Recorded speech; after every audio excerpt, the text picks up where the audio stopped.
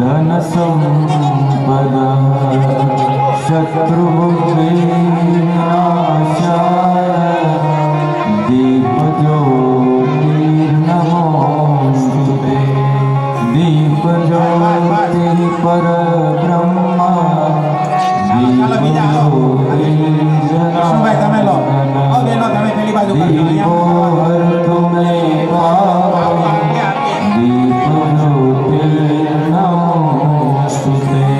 दीप एकाबीजा हाथ लगावी दो एकाबीजा हाथ लगाવીને દીપ પ્રાગટ્ય કરીએ दीप ज्योतिर्नमोस्तुते જો આપો બહેનોને આપો પેલી બાજુ એટલે એ બાજુ આપી દે એકાબીજા હાથ લગાવજો એટલે થઈ જશે દીપ પ્રાગટ્ય કરાવી બધા નીચે જતા રહો પોતપોતાનું સ્થાન લઈ લેજો નીચે જતા રહો બધા પોતપોતાનું સ્થાન લઈ લેજો બેટો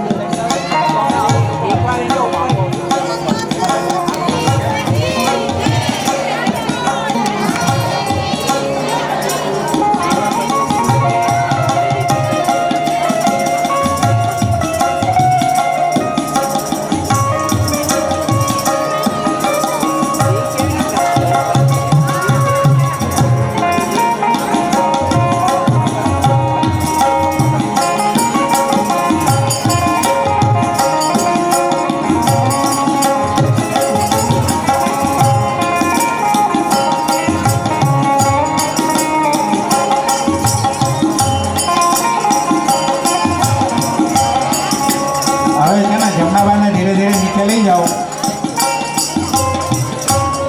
હવે જમનાબાને ધીરે ધીરે નીચે નહીં ત્યાં સાઈડમાં ખુરશી આપી દો ઉપર જ આ ઉપર જ ખુરશી આપી દો આગળ આપણે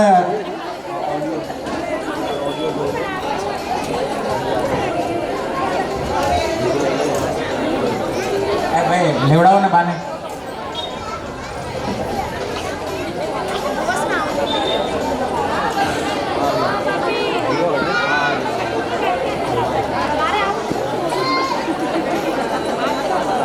થોડા જો ગરમીનું વાતાવરણ છે એટલે થોડા ખુલ્લા બેસજો આપણી પાસે ઘણી જગ્યા છે રોડ સુધીનું આપણે કવરિંગ કરવાનું છે એટલે થોડા ખુલ્લા જગ્યા રાખીને બેસજો એટલું શું છે એકાબીજાને ગરમી ના થાય કારણ કે અત્યારે તાપ છે અને બીજી વસ્તુ શું છે કે બપોરનું ખાઈને જ આવ્યો હોય સીધા એટલે થોડું એ પણ ગરમી હોય બફારો થાય થોડો વાંચવાનું તો ખરું જ એ તો હજી તો હું નચાડીશ હજુ તમે નચાડવાના ને હું નચાડવાનો છું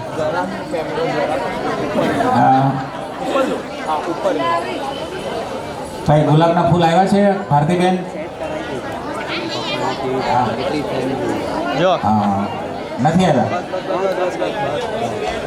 હા આપી ગયા ભાઈ આપી ગયા છે હવે લાવો વિષ્ણુભાઈ હવે તમે આટલી જ ઊભા રહેજો દિલીપભાઈ તમે ઊભા રહેજો વિનુભાઈ ક્યાં ગયા વિનુભાઈ 1 મિનિટ આવી જજો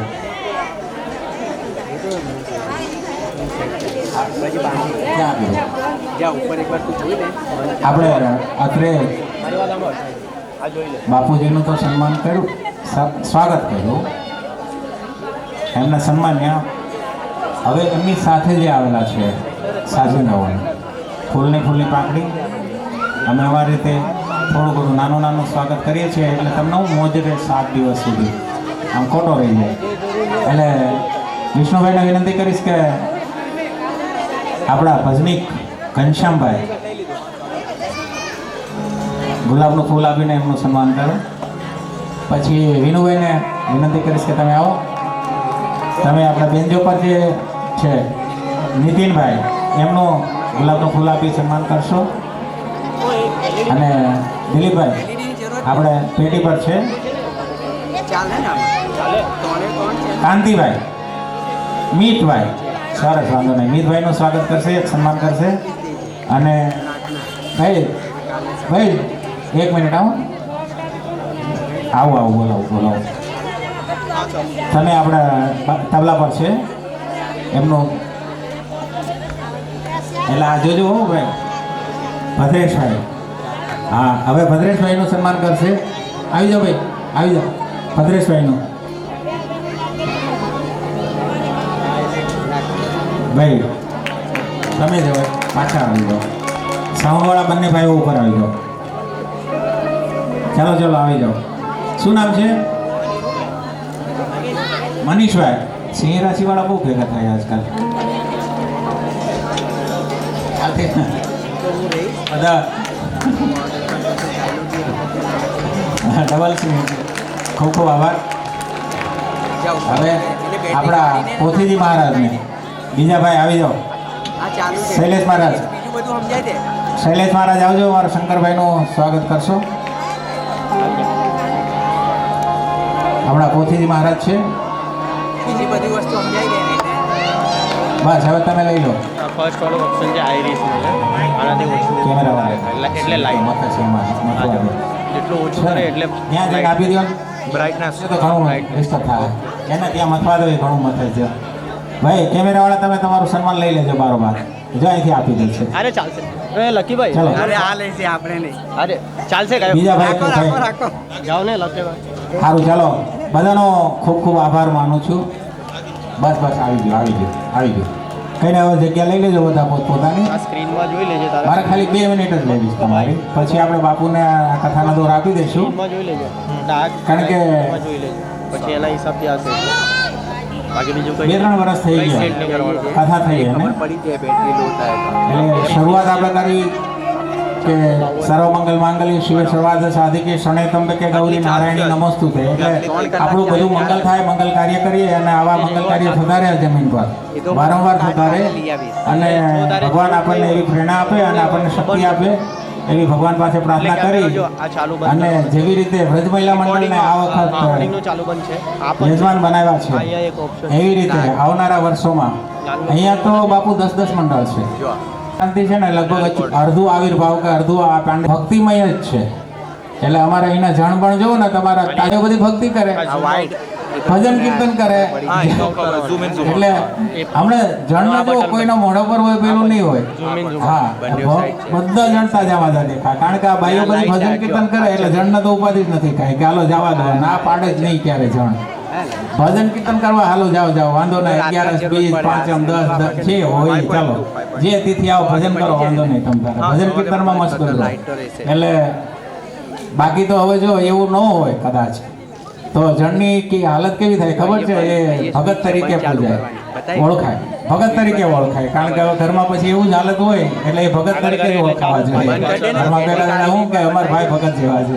આકાર એટલે આપણે એ બધી વાતો છોડીએ અને આપણા મૂળ મુદ્દા પર આવીએ. મૂળ મુદ્દો એ છે કે વ્રજ મહિલા મંડળ બહુ વાત મસ્ત કરેલી છે.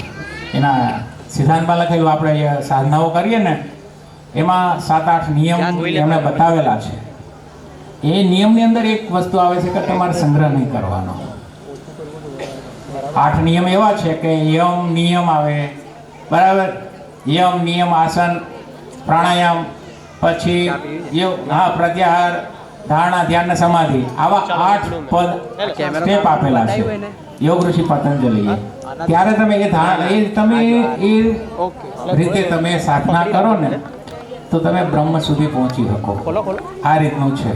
પણ આપણે એના ઉપર જવું જ નથી. છોડો આપણે એક જ સ્ટેપ એમનું યમ જે નિયમ બાપુ નિયમ એવો છે પહેલો નિયમ યમ.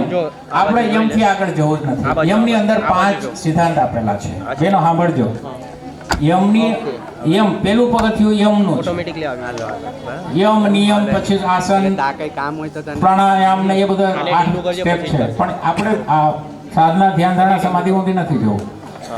પહેલા નિયમની વાત કરું છું. યમમાં 5 સિદ્ધાંત આપેલા છે. સત્ય, હંમેશા સત્યનું વર્તન કરવાનું. તારા હિસાબે મન વચન કર્મથી. પણ 5.2 આપણે સત્યથી ચૂકવાનું નથી. ગમે તેવું આવે તોય, ગમે તેવું દુઃખ પડતું હોય, ગમે તેવી ઉપાધિ આવે પણ આપણે આપણો કોઈ પણ રીતે મન વચન કર્મથી, મનથી એટલે વિચારીને, વચન એટલે બોલીને અને કર્મથી એટલે કાર્ય કરીને આ રીતે કોઈ રીતે જરાક ઉપર સત્ય ચૂકવાનું નથી. બસ બીજું અહિંસા. આઉટ કરી લેજો. અહિંસાનું એવું છે કે આપણે બધા ભક્તિ કરીએ છીએ, ધૂન ભજન કીર્તન કરીએ છીએ એ આનું અને એમાં અહિંસાનો માર્ગ એવો છે કે મન વચન અને કર્મથી કોઈની અહિંસા નહીં કરવાની. અહિંસા કરવાનો મતલબ શું છે કે દાખલા તરીકે મનથી પણ કોઈનું ખોટું વિચારવાનું નહીં, વચનથી બોલીને પણ કોઈનું ખોટું નહીં કરવાનું. એ અહિંસા છે. અને કર્મથી પણ અહિંસા નહીં કરવાની. રાખ. આવી રીતે જ છે. એટલે એમાં કંઈક આવા 5 નિયમ આપેલા છે. એમાં અપરિગ્રહ ત્રીજો મુદ્દો એવો જ આવે છે લાગે. બેસી બેસી કે અપરિગ્રહ એટલે આપણે જેટલું જોઈએ છે એટલું સંગ્રહ કરો.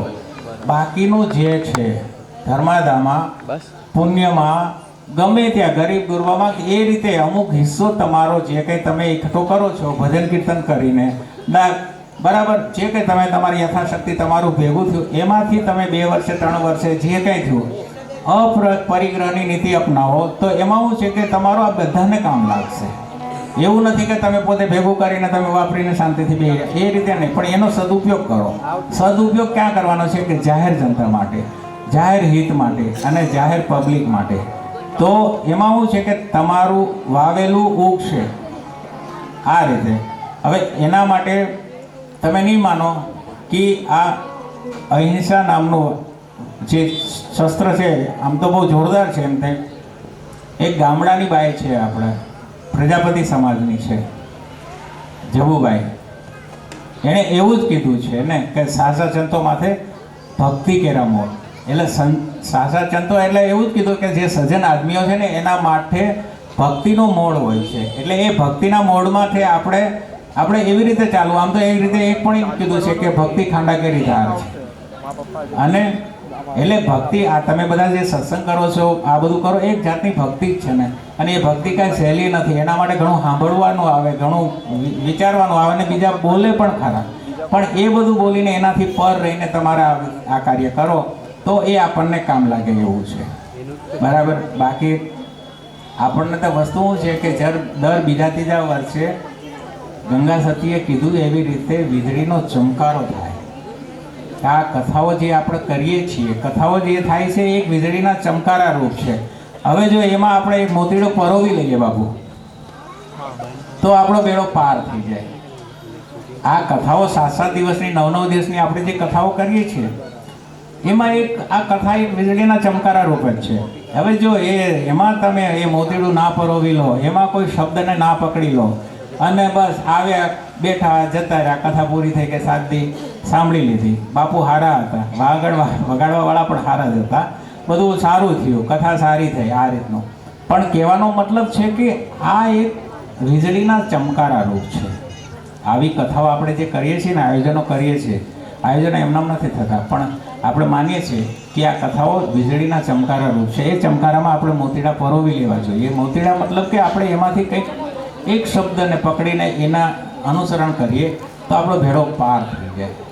એવી રીતે ગંગા સતીએ એના પોતાને ગામડાની બાઈ છે, એને કંઈ ખબર નથી. એણે શું કીધેલું છે કે તમારા એક દિવસના 21,600 આપણને ભગવાને જેટલા શ્વાસ આપીને મોકલાવેલા છે, કરોડો શ્વાસ આપણને આપીને મોકલાવેલા છે.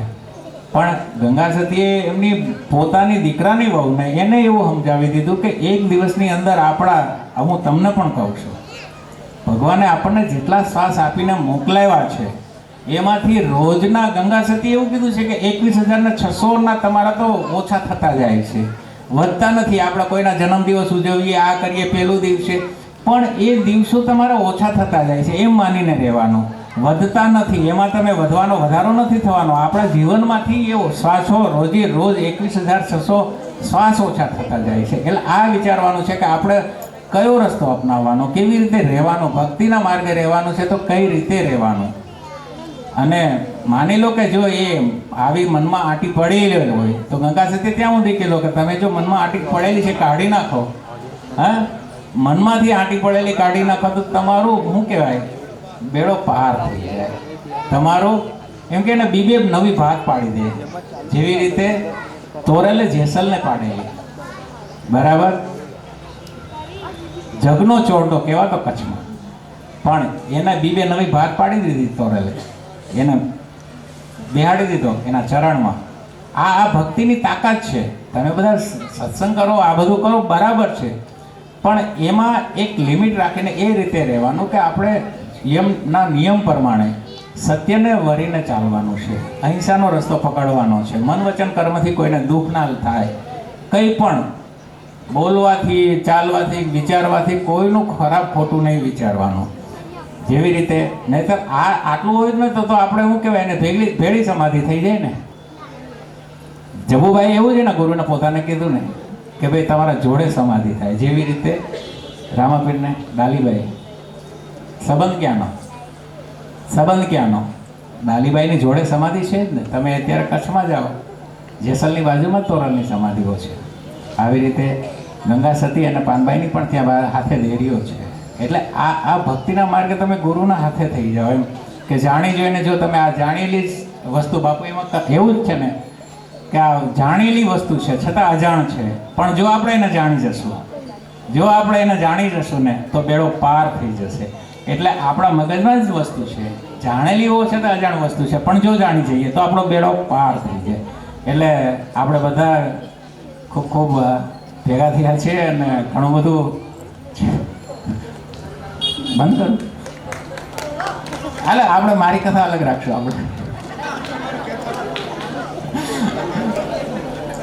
હવે કંઈક કહેવાનું તો કહી લીધું. હવે જે કંઈ હશે રસ્તા વચ્ચે છેલ્લે આમ તેમ છે એ કહેતા છું. અત્યારે બાપુને હવે જો મને એક મુદ્દાની વાત કહેવાની હતી. બાપુ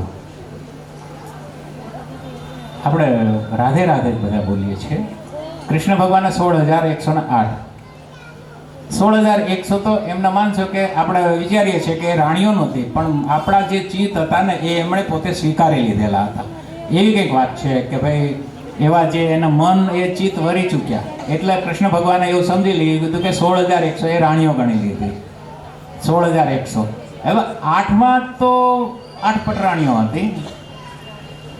આ પ્રશ્ન છે હો બાપુ 7 દિવસ માટે.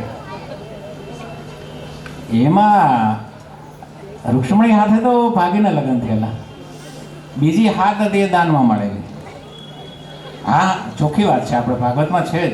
બીજી 7 રાણીઓ છે ને એ દાનમાં મળેલી. કંઈ ને કંઈ પરાક્રમ કર્યું કૃષ્ણ ભગવાને, એટલે એમના બાપાએ દાનમાં આપી દીધી. પણ રૂક્ષ્મણીને તો ભગાડીને જ લગ્ન કરેલા, બરાબર. તેમ છતાં કૃષ્ણ ભગવાને આટલું યુદ્ધ કરીને ભગાડીને જે કંઈ કર્યું હોય છતાં રૂક્ષ્મણી કૃષ્ણ નથી કહેવાતા. હજી સુધી રૂક્ષ્મણી કૃષ્ણ નથી કહેવાતા. ક્યાંય નામ એવું નહીં હોય કે રૂક્ષ્મણી કૃષ્ણ, જે રૂક્ષ્મણી કૃષ્ણ એવું કોઈને આપણે કહેતા સાંભળ્યા નથી. ઘનશ્યામભાઈ, રાધે કૃષ્ણ રાધે કૃષ્ણ રાધે કૃષ્ણ. શું કામ? આ રાધાનો રોલ તમે જુઓ, એણે શું એવા પુણ્ય કર્યા હશે કે રૂક્ષ્મણી કરતાં એનું મહત્વ વધી ગયું. બાકી રાધાજી એના જોડે કાંઈ લગ્ન નથી કર્યા, એ ખાલી એમના જોડે 11 વર્ષને કાંઈ થોડાક દિવસો જ રહેલા હતા, બરાબર. બાકી એમણે પૂજા જ કરેલી છે ભગવાનના મન વચન કર્મથી. પણ લગ્ન કરેલા રૂક્ષ્મણી હાથે હોવા છતાં રાધે કૃષ્ણ શું કામ થયું એ હવે આપણે બધાએ બાબુ ઉપર છોડી દઈએ છીએ કે ભાઈ રૂક્ષ્મણી કૃષ્ણ કેમ નથી કહેવાતું, રાધે કૃષ્ણ શું કામ કહેવાય છે. જય હો.